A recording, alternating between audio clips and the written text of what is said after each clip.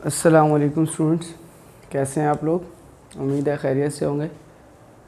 जो last class हम लोगों ने पढ़ी थी उसमें चैप्टर नंबर 4 की थ्योरी को हमने कंप्लीट किया था। आज हम उसी चैप्टर से रिलेटेड प्रॉब्लम्स सॉल्व करेंगे जो आपकी बुक में मौजूद हैं।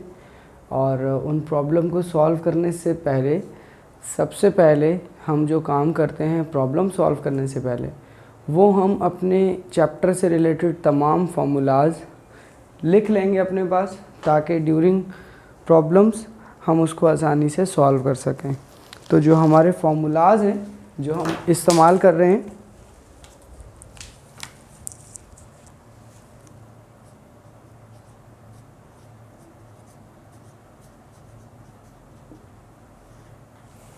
उन फार्मूलाज के अंदर जो लास्ट चैप्टर में हमने फार्मूला चैप्टर नंबर 3 में इस्तेमाल किए थे, पहले हम वो लिख लेते हैं। V F is equal to V I plus A T,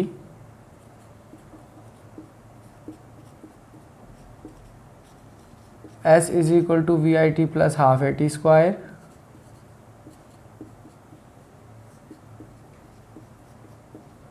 to A S is equal to V S square minus V I square. ये तीन वो फार्मूलाज थे जो कि हमने लास्ट चैप्टर में स्टडी किए हैं। अब जो हमारे इस चैप्टर के फार्मूलाज हैं उनके अंदर फार्मूला है सबसे पहला F equals to M A,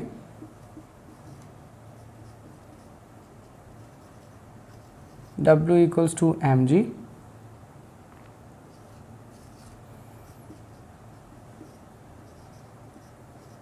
F equals to mu are,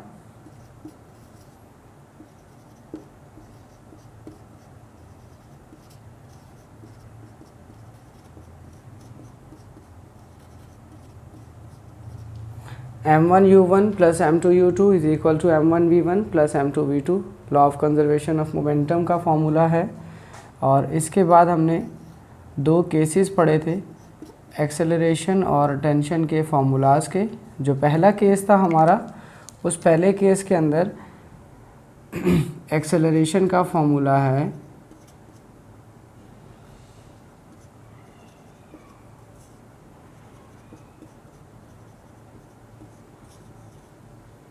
m1 minus m2 over m1 plus m2 into g, और टेंशन का फॉर्मूला है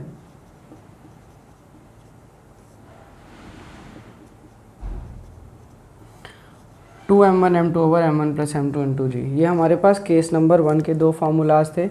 और जो केस नंबर 2 हमने पढ़ा था, जिसमें एक बॉडी वर्टिकली हैंग कर रही थी जबकि दूसरी बॉडी हॉरिजॉन्टल सरफेस पर लाई कर रही थी, उसका हमारे पास फॉर्मूला है एक्सेलरेशन का m1 over m1 plus m2 into g, और टेंशन का फॉर्मूला है m1 m2 over m1 plus m2 into g. ये वो तमाम फार्मूलाज हैं जो कि हमने अपने चैप्टर्स में पढ़े हैं। आज हम इनके ज़रिए से कुछ प्रॉब्लम्स को सॉल्व करेंगे। तो आपकी बुक में चैप्टर नंबर 4 का जो सबसे पहला प्रॉब्लम है उसको मैं पढ़ने जा रहा हूँ। आप अपनी बुक खोल लीजिए और मैं प्रॉब्लम को डिक्टेट करूँगा। प्रॉब्लम को यहाँ पर राइट डाउन नहीं करूँगा, नहीं लिखूँगा, इसलिए आप कोशिश करें कि आपके पास बुक होनी चाहिए ताकि आप उसको पढ़ सकें। प्रॉब्लम नंबर 1 है पेज नंबर 69 पे, जिसमें कहा जा रहा है determine the acceleration of a car. तो प्रॉब्लम नंबर 1 के अंदर जो वैल्यूज़ गिवन है हमें, उसके अंदर उन्होंने कहा है determine the acceleration of car of mass 900 kg। Mass of car हमें मालूम है 900 kg।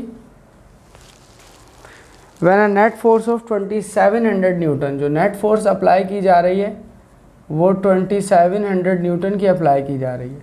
और यहाँ पर इस क्वेश्चन के अंदर उन्होंने सबसे शुरू में हमसे कहा है determine the acceleration of car. इसका मतलब कि हमें इस कार की जो एक्सेलरेशन है उसको फाइंड आउट करना है। और एक्सेलरेशन को फाइंड आउट करने के लिए फ़ोर्स और मास की वैल्यू हमें मालूम है। तो फोर्स और मास की वैल्यू की मदद से हम Newton second law of motion F is equal to ma, formula number 4 जो हमारे पास लिखा हुआ है हम उसका इस्तेमाल करेंगे। यहाँ पर आपके पास जो जो वैल्यूज़ गिवन है फार्मूला में आप उनको पुट कर देंगे और उसके बाद आपकी रिक्वायर्ड वैल्यू आ जाएगी। यहाँ पर F की वैल्यू आपको 2700 मालूम है, मास की वैल्यू आपको 900 मालूम है, एक्सेलरेशन आपको फाइंड करनी है। तो एक्सेलरेशन के साथ जो वैल्यू 900 मल्टीप्लाई हो रही है, इसको जब हम दूसरी जानिब लेकर जाएंगे तो ये यहाँ पर आकर डिवाइड हो जाएगी 2700 से, और इसको यहाँ पर कैंसिलेशन करने के बाद 9 1s are 9 and 9 3s are 27, हमारे पास फाइनल एक्सेलरेशन की वैल्यू आएगी 3 मीटर पर सेकंड स्क्वायर। ड्यूरिंग प्रॉब्लम्स जो भी आपके पास आंसर आएगा उस आंसर को आपने रिज़ल्ट की हेडिंग बनाकर प्रॉपर वे में लाजमी लिखना है। यहाँ पर एक्सेलरेशन की जो वैल्यू आई है इसको आप रिज़ल्ट की हेडिंग बनाकर लिखेंगे। Hence the required value for the acceleration is 3 metre पर सेकंड स्क्वायर। ये आपके पास क्वेश्चन नंबर 1 है। इसके बाद नेक्स्ट क्वेश्चन आपने करना है और उस नेक्स्ट क्वेश्चन को पढ़ते हैं क्या कह रहे हैं इसमें। नेक्स्ट क्वेश्चन में आपसे कहा जा रहा है a car of mass 1000 kg। जो सेकंड आपके पास क्वेश्चन है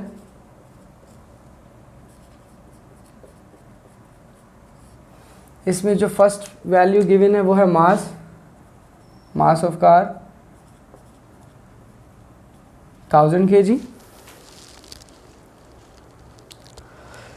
ट्रैवलिंग एट 72 किलोमीटर पर आवर, 72 किलोमीटर पर आवर की स्पीड से ये ट्रैवल कर रही है। Is uniformly brought to rest, उसको रेस्ट में लाया जाता है।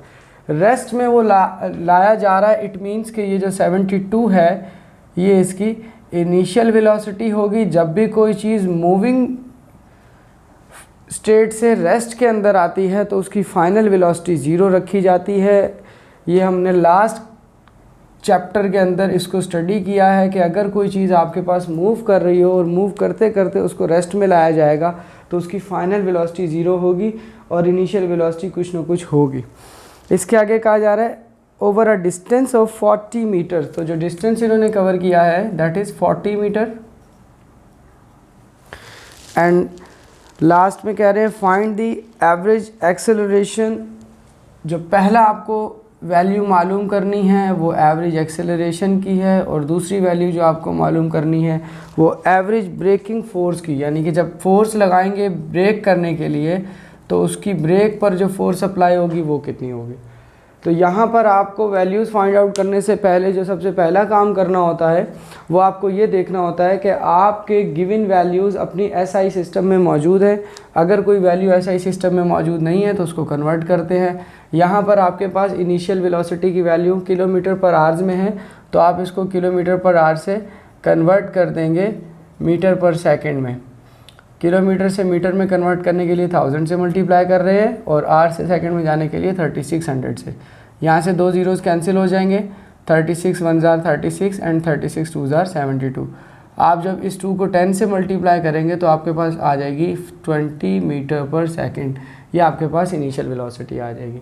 अब आपको एक्सेलरेशन फाइंड करनी है। एक्सेलरेशन फाइंड करने के लिए आपके पास इनिशियल वेलोसिटी भी गिवन है, फाइनल वेलोसिटी भी मालूम है, डिस्टेंस भी मालूम है। By using third equation of motion जिसके अंदर टाइम नहीं है, टाइम इंडिपेंडेंट है क्योंकि टाइम आपके पास भी फ़िलहाल गिवन नहीं है। तो यहाँ पर जो थर्ड इक्वेशन ऑफ मोशन है आपके पास that is 2as is equal to vf square minus vi square. ये वाला फॉर्मूला हमने इस्तेमाल किया है एक्सेलरेशन की वैल्यू निकालने के लिए। अब यहाँ पर जो जो वैल्यूज़ आपके पास गिवन है आप पुट कर देंगे, 2 को एज इट इज़ रखेंगे, a हमें फाइंड करना है और s की वैल्यू हमारे पास मौजूद है 40। फाइनल वेलोसिटी 0 है जबकि इनिशियल वेलोसिटी 20 है। तो आप इसको 4 2s are 80, a is equal to 0 minus 2 का स्क्वायर 400। तो यहाँ पर आपके पास नेगेटिव 400 जो 80 a के साथ मल्टीप्लाई हो रहा है वो सेकंड साइड पर जाकर डिवाइड हो जाएगा और कैंसिलेशन करने के बाद आपके पास जो फाइनल वैल्यू आएगी 8 4 8 5 are 40 आपके पास जो फाइनल वैल्यू आएगी -5 मीटर पर सेकंड स्क्वायर। ये आपके पास एक्सेलरेशन ऑफ ऑब्जेक्ट आ जाएगी। इस एक्सेलरेशन में जो नेगेटिव साइन है, ये नेगेटिव साइन इस चीज़ को रिप्रेजेंट कर रहा है कि ये आपके पास डी एक्सेलरेशन है, क्योंकि आप ब्रेक लगा रहे हैं तो गाड़ी जो है वो ब्रेक कर रही है, रुक रही है, अपनी वेलोसिटी को डिक्रीज कर रही है। नेगेटिव शोज डी एक्सेलरेशन, इसको आप रिटार्डेशन भी कहते हैं। तो अब आपने यहाँ पर जो सेकंड वैल्यू निकालनी है वो फोर्स की निकालनी है, एफ़ निकालना है। एफ़ के लिए आप second law of motion F is equal to M A लगाएंगे। एम की वैल्यू आपके पास गिवन है 1000 और एक्सेलरेशन की वैल्यू आपने निकाली है 5। एक्सेलरेशन में हम इसका साइन नहीं लिख रहे क्योंकि साइन को हम बता चुके हैं कि ये साइन सिर्फ डी एक्सेलरेशन को रिप्रेजेंट कर रहा है। एक्चुअल एक्सेलरेशन का जो मैग्नीट्यूड है वो 5 है। तो इसको हम आगे पुट करेंगे, 5 × 1000 इक्वल्स टू 5000 न्यूटन की आपको फोर्स रिक्वायर्ड होगी इस गाड़ी को रोकने के लिए। ये आपके पास फाइनल रिजल्ट आ गया। नेक्स्ट जो आप क्वेश्चन करेंगे, क्वेश्चन नंबर 3,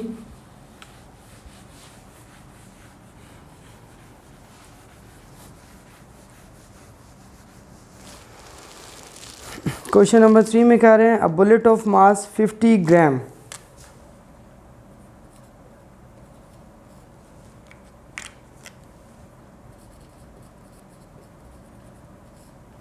एक बुलेट है जिसका मास आपको मालूम है 50 ग्राम। आप इसको कन्वर्ट करेंगे। आगे कहा जा रहा है travelling with a speed of 15 metre पर सेकंड। ये 15 मीटर पर सेकंड की स्पीड से ट्रैवल कर रही है एंड फाइनली क्या होता है, penetrates into the bag of sand. ये एक रेत के बैग के अंदर पेनिट्रेट कर जाती है, घुस जाती है and is uniformly brought to rest. और ये फिर पेनिट्रेट करने के बाद रेस्ट की हालत में आ जाती है। तो बेसिकली वो क्या ये रहे हैं कि जब हमने फायर की बुलेट को तो उसके बाद वो इनिशियली 15 मीटर पर सेकंड से मूव कर रही थी और वो बैग में जाने के बाद रेस्ट पे आ गई। We can say that initial velocity is equal to 15 metre पर second and final velocity is equal to 0। Rest में आने के लिए उसको जो टाइम लगा वो आगे उन्होंने दे दिया है, is brought to rest in 0.05 second. जो टाइम रिक्वायर्ड था वो था 0.05 सेकेंड्स। तो यहाँ पर आपको सबसे पहले मालूम करना है how far the bullet will penetrate into bag, यानी कि जो बुलेट पेनिट्रेट कर रही है बैग में वो किस एक्सेलरेशन के साथ पेनिट्रेट कर रही है। तो जो सबसे पहली चीज़ आपको यहाँ पर फाइंड करनी है वो एक्सेलरेशन है। और उसके बाद जो दूसरी चीज़ है the average force exerted by sand, जो फोर्स लग रही है उसको भी आपको फाइंड आउट करना है। यहाँ पर सबसे पहले हम एक्सेलरेशन को फाइंड आउट करेंगे और एक्सेलरेशन को फाइंड आउट करने के लिए हम फॉर्मूला लगाएंगे। टाइम वाला जो फॉर्मूला है फर्स्ट इक्वेशन ऑफ मोशन, हम उसका इस्तेमाल करेंगे। तो जो फर्स्ट इक्वेशन ऑफ मोशन है हमारे पास वो है Vf is equal to Vi plus AT। यहाँ पर जो वैल्यूज़ गिवन है आप वो पुट कर देंगे। Vf की वैल्यू 0 है, Vi की वैल्यू 15 है, एक्सेलरेशन आपको फाइंड करनी है और टाइम की वैल्यू 0.05 है। जो 15 पॉजिटिव है वो सेकंड साइड पर आकर नेगेटिव हो जाएगा, यहाँ पर आपके पास 0.05 बच जाएगा। जो 0.05 A के साथ मल्टीप्लाई हो रहा है वो दूसरी तरफ जाकर डिवाइड हो जाएगा। तो इसको जब आप सिंप्लीफाई करना चाहेंगे तो पॉइंट हटाएंगे और पॉइंट के आगे चूँकि 2 डिजिट्स हैं तो आप आगे 2 ज़ीरोज़ लगा देंगे। 5 1s are 5 and 5 3s are 15। तो यहाँ से आपके पास एक्सेलरेशन की वैल्यू आ जाएगी -300 मीटर पर सेकंड स्क्वायर। यहाँ पर भी एक्सेलरेशन नेगेटिव आ रही है, इट मीन्स ये डी एक्सेलरेशन है। इसके बाद आपको फोर्स निकालनी है, तो फोर्स के लिए Newton second law of motion F is equal to ma लगाएंगे। यहाँ पर एक्सेलरेशन आप निकाल चुके हैं, मास आपको गिवन था, बट यहाँ पर जो आपको मास गिवन था वो स्टैंडर्ड सिस्टम के मुताबिक नहीं था, ऐसा यूनिट में नहीं था। तो हम सबसे पहले इस 50 ग्राम को किलोग्राम में कन्वर्ट करने के लिए, चूँकि ग्राम से किलोग्राम बड़ा है, हम इसको 1000 से डिवाइड करेंगे तो आपके पास 0.05 kg इसकी ये वैल्यू आ जाएगी। अब आप इसको कन्वर्ट करने के बाद यहाँ पर वैल्यूज़ को पुट करेंगे। m की जगह आप वैल्यू रखेंगे 0.05 और a की जगह आप वैल्यू रखेंगे -300। तो मल्टीप्लाई करने के बाद आप यहाँ से पॉइंट हटाकर तो 100 लगाएंगे और 100 के साथ आप ये 100 कैंसिल कर देंगे, फाइनली आपके पास आंसर आ जाएगा 15 न्यूटन।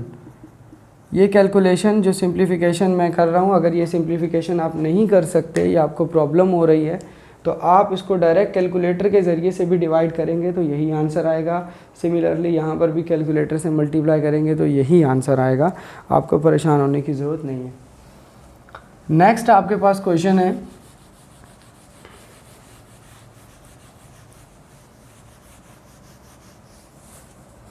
क्वेश्चन नंबर 4 है। क्वेश्चन नंबर 4 में आपसे कहा जा रहा है a force of 120 newton, force आपको गिवन है F is equal to 120 newton acts on a stationary body. ये फोर्स एक ऐसी बॉडी पर लगाई जा रही है जो कि in the form of rest है। स्टेशनरी बॉडी का मतलब होता है कि वो बॉडी रुकी हुई या ठहरी हुई है। स्टेशनरी मीन्स रुकी हुई या ठहरी हुई चीज़। तो स्टेशनरी बॉडी से हमें ये बात साबित हो गई कि बॉडी फ़िलहाल at the position of rest है, उसकी इनिशियल वेलोसिटी 0 है। फॉर 4 सेकेंड्स जो हमने उस पर फोर्स लगाई, वो फोर्स हमने कितनी देर तक के लिए लगाई, हमने 4 सेकेंड्स तक उस पर फोर्स लगाई। तो जब हम किसी रुकी हुई बॉडी पर फोर्स लगाएंगे तो जाहिर सी बात है वो बॉडी मूव करेगी, और मूव कितनी कर रही है वो, and the body acquires the velocity of 36। इसके बाद बॉडी ने जो वेलोसिटी एक्वायर कर ली जो कि फाइनल कहलाएगी वो 36 मीटर पर सेकेंड है। करना क्या है, calculate the mass of body, हमें बॉडी का मास मालूम करना है। तो बॉडी का मास मालूम करने के लिए फोर्स की वैल्यू गिवन है, तो हम Newton second law of motion का फॉर्मूला लगाते हैं F is equal to ma। यहाँ पर अगर मुझे मास निकालना है तो मास के अलावा दोनों वैल्यूज़ मालूम होनी चाहिए, एक्सेलरेशन और फोर्स की वैल्यू। फोर्स की वैल्यू मुझे मालूम है लेकिन एक्सेलरेशन की वैल्यू मुझे नहीं मालूम। एक्सेलरेशन की वैल्यू फाइंड आउट करने के लिए उन्होंने ये 3 वैल्यूज़ दी हैं, तो यहाँ पर हम इसको इक्वेशन 1 का नाम दे देंगे और इधर हम लिखेंगे here acceleration is equal to question mark, we don't know about the value of acceleration. तो यहाँ पर हम सबसे पहले एक्सेलरेशन निकालेंगे।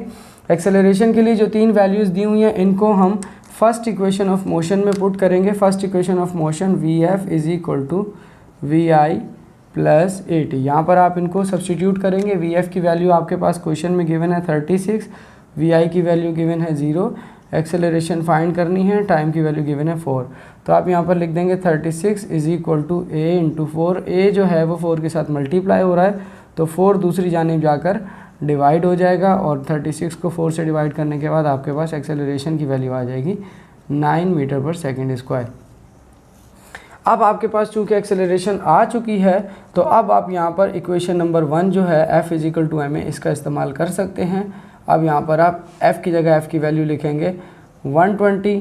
मास आपको फाइंड करना है, एक्सेलरेशन की जगह पर एक्सेलरेशन की आप वैल्यू लिख देंगे 9। ये वैल्यूज़ लिखने के बाद आप यहाँ पर 9 जो कि मल्टीप्लाई हो रहा है वो दूसरी जानिब जाकर क्या हो जाएगा, डिवाइड हो जाएगा। और इसको जब आप कैलकुलेटर से डिवाइड करेंगे तो यहाँ पर आपके पास 13.3 kg आपके पास फाइनल वैल्यू ऑफ मास आ जाएगी।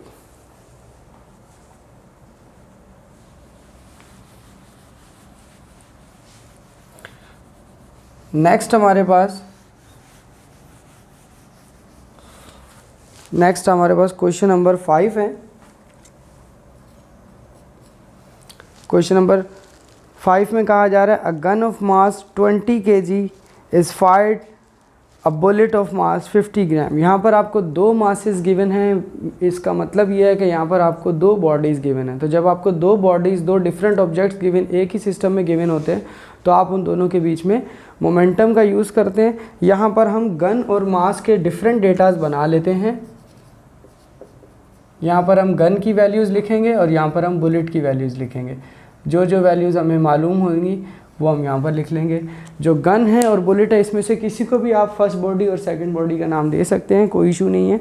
तो a gun of mass 20 kg है तो यहाँ पर हमने लिख दिया M1 is equal to 20 kg।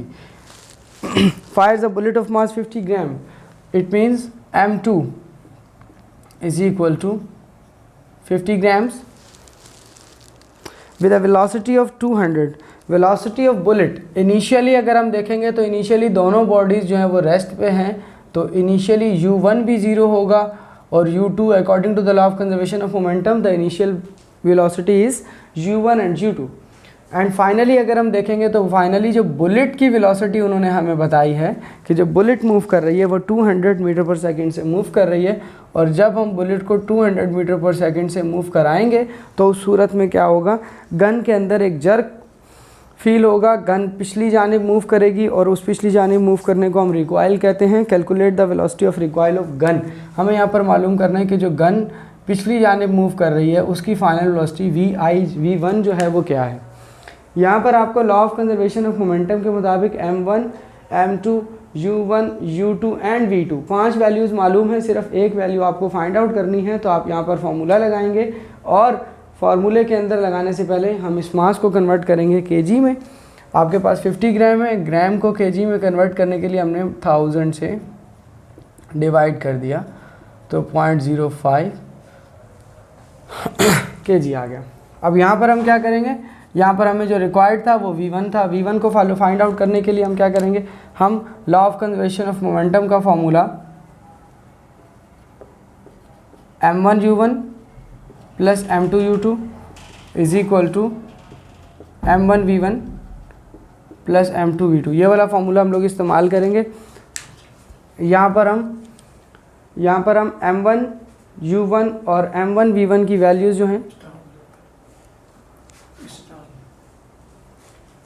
तो m1 की वैल्यू 20, u1 की वैल्यू 0, इसी तरह m2 की वैल्यू 0.05 और u2 की वैल्यू भी 0। हम ये वैल्यूज़ यहाँ पर पुट कर देंगे। m1 की जगह हम लिखेंगे 20 और u1 है 0। इसी तरीके से m2 हमारे पास 0.05 है और u2 भी 0 है। m1 अगेन हमारे पास 20 है, v1 हमें फाइंड करना है, और m2 0.05 है और v2 आपके पास 200 है।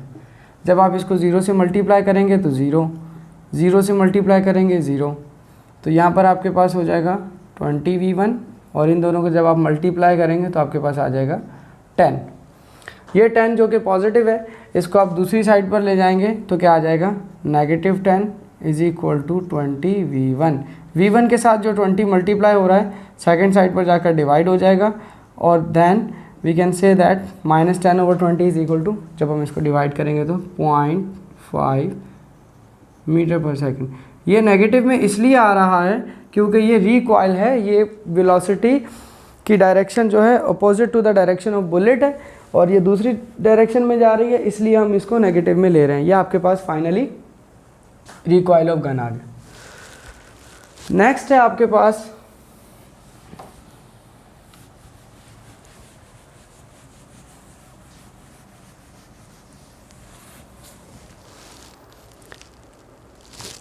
Problem number 6। An empty truck weighs 4,000 Newton.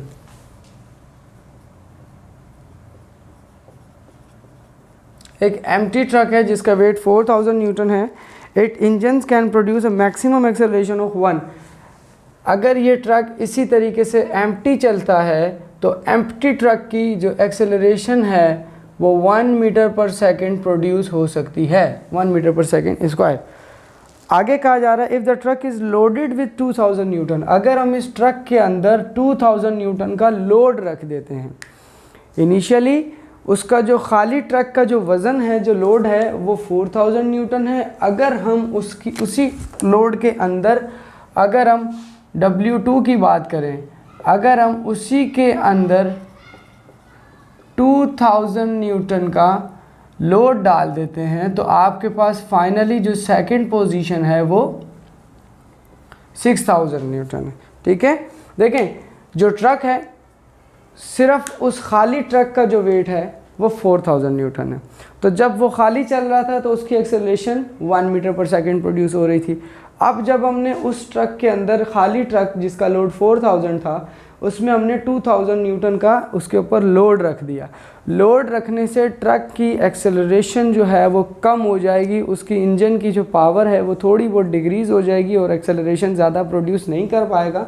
तो आपसे वो पूछना ये चाह रहे हैं कि जब हम इसके अंदर 2000 न्यूटन का फोर्स रखेंगे, कोई भी लोड रखेंगे, तो उसके बाद जो इसकी एक्सेलरेशन मैक्सिमम प्रोड्यूस होनी चाहिए वो ज़्यादा से ज़्यादा कितनी होनी चाहिए। तो हम इस पे लेबल्स लगा देते हैं 1 2 के, और हम ये कहते हैं कि जो इनकी टोटल फोर्स होगी वो तो सेम रहेगी। यानी कि हम ये कह सकते हैं F1 की जो फोर्स होगी और जो F2 की फोर्स होगी, जो ट्रक की फोर्स होगी, वो बिल्कुल सेम रहेगी, क्योंकि वेट कम होने से एक्सेलरेशन बढ़ेगी और वेट बढ़ने से एक्सेलरेशन कम होगी, लेकिन जो टोटल फोर्स रहेगी वो तो सेम होगी।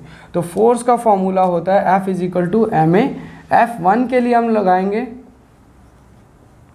m1a1 और F2 के लिए हम लगाएंगे m2a2। बेसिकली F का फार्मूला ma है, लेकिन हमने यहाँ लेबल्स यूज़ किए हैं क्योंकि दो वैल्यूज़ आ रही हैं, तो हमने m1a1 m2a2 कर दिया। अब आपको यहाँ पर m की वैल्यू W = mg फार्मूला है। यहाँ से अगर मुझे m की वैल्यू निकालनी हो तो W के पास g जाकर डिवाइड हो जाएगा। ये हमने फार्मूला भी पढ़ा है मास के डिफरेंसेस में, दैट m = W/g। तो यहाँ पर हम इस m1 की जगह W1/g लिखेंगे, साथ में a एज इट इज़ रहेगा, और m2 की जगह W2/g रहेंगे, यहाँ पर भी साथ में a एज इट इज़ रहेगा। हमने इसके बाद m की जगह पर जब W1/g और m2 की जगह पर W2/g सब्स्टिट्यूट कर दिया है, अब यहाँ पर हम वैल्यूज़ को पुट करेंगे। जो जो वैल्यूज़ हमारे पास मालूम है हम उनको पुट करते हैं और फिर देखते हैं कि क्या रिज़ल्ट आता है। यहाँ पर W1 की वैल्यू आपके पास है 4000। ग्रेविटी, अप्रॉक्सीमेट ग्रेविटी ये चेंज नहीं होती, ये 10 रहती है, आपको मालूम है। A1 की वैल्यू आपके पास है 1। W2 की वैल्यू है 6000, ग्रेविटी 10 है, ग्रेविटी चेंज नहीं होती, और यहाँ पर A2 आपको फाइंड करना है। तो हम यहाँ